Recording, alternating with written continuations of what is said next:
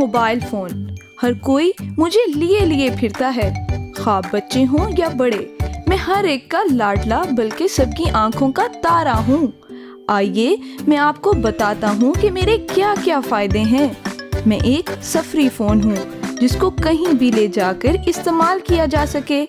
आप किसी भी वक्त और किसी भी जगह पर होते हुए अपने दोस्तों रिश्तेदारों से मेरे जरिए राब्ते में रह सकते हैं। रेडियो फ्रीक्वेंसी के जरिए मुझ पर कॉल की और सुनी भी जा सकती है। मुझे 1973 में मोटोरोला कंपनी के मार्टिन कूपर ने मुतारिफ करवाया। मेरे इब्तदाई हैंडसेट का वजन 2 किलो था। फिर 1983 में डायनाटेक 8000X के नाम से मार्केट में उभरा। तब से अब तक मोबाइल फोन इस्तेमाल करने वालों की तादाद खरबों तक जा पहुंची है और इस तादाद में रोज बरोज इजाफा होता चला जा रहा है।